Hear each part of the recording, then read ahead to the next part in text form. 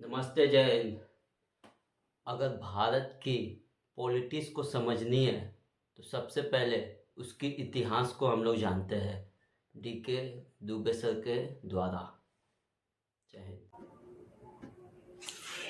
नमस्ते सदा वत्सले मातृभूमि।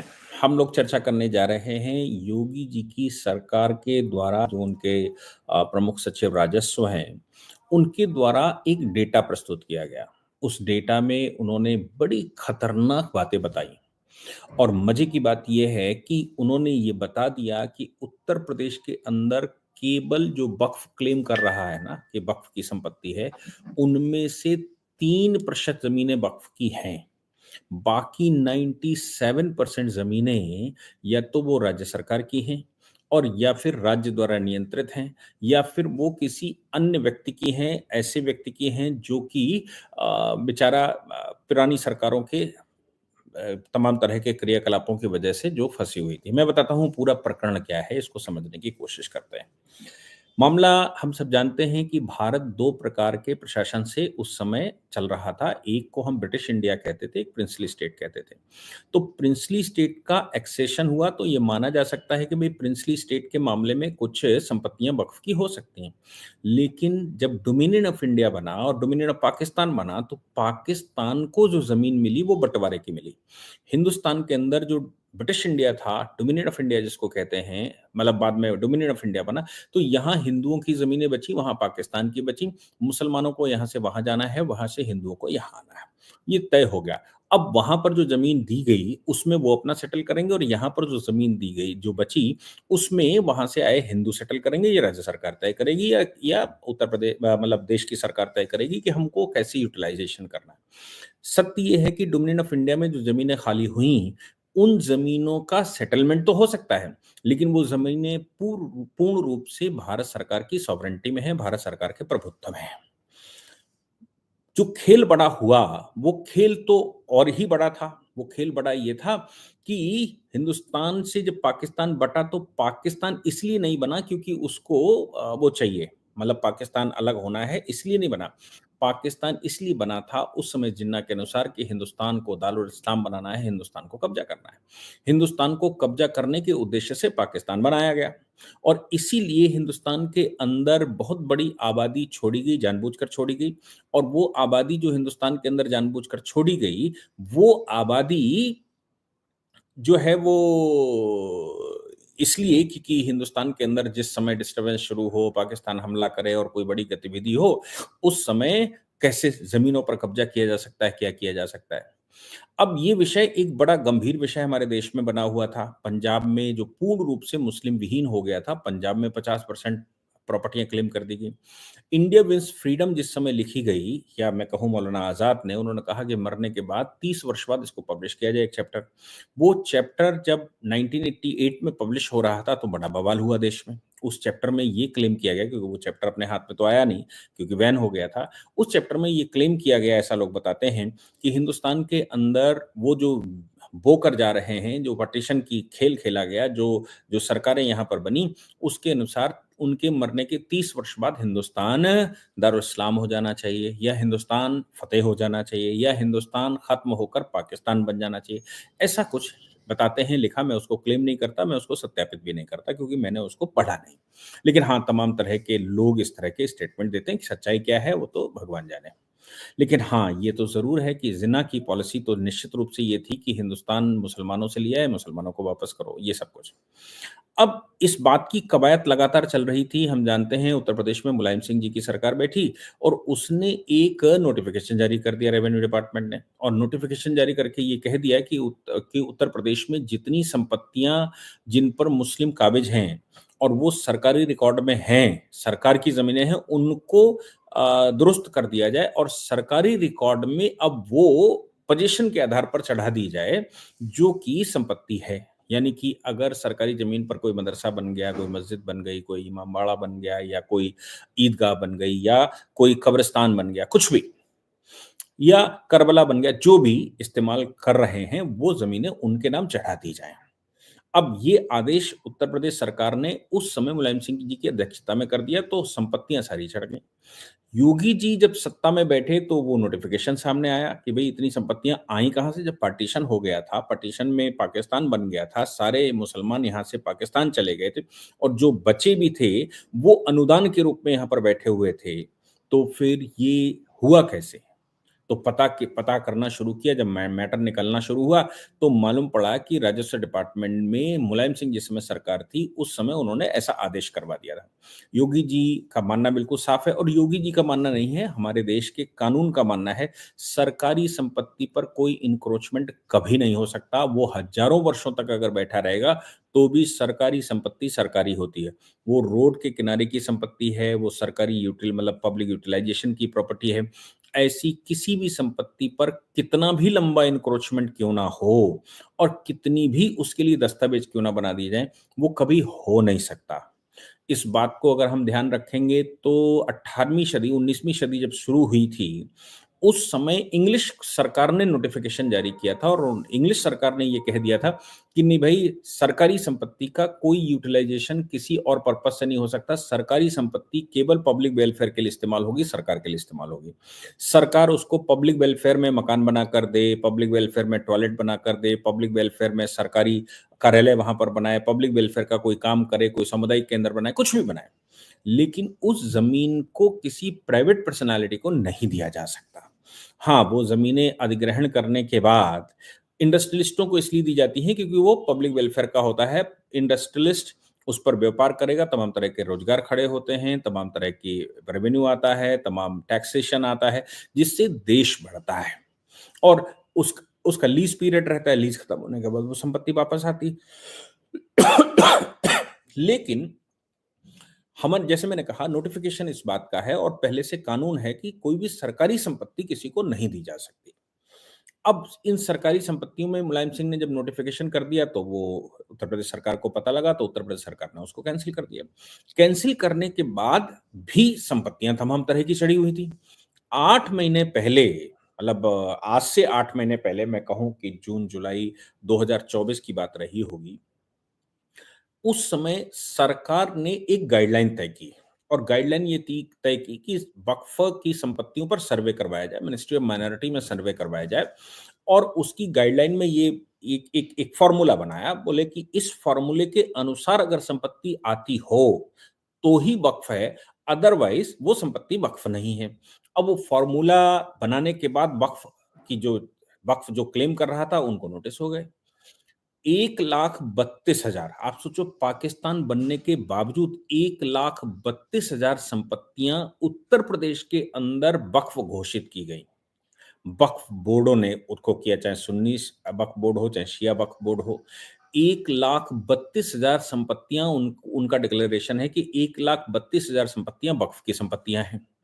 उन 1,32,000 संपत्तियों में सरकार ने डेटा माँग लिया। सरकार ने पूछ लिया कि भई कहाँ से आई, कैसे आई, किसकी है, कब आई, उसका डिटेल दीजिए। रेवेन्यू डिपार्टमेंट ने उनसे माँग लिया कि भई बताइए कि आपकी संपत्ति आपके नाम क्यों चढ़ा दी जाए? क्योंकि मैं लगातार कहता आया हूँ कि जो सबसे बड़ा डिस्प्यूट है, वो ये है कि म्यूटेशन नहीं होता। अब वो संपत्ति कब्ज़े में हो गई, कब्ज़े के आधार पर मर्ज़ी हो वो अपने कागज़ बनाए रखते हैं और अपना एक पैरेलल डेटा क्रिएट करते हैं।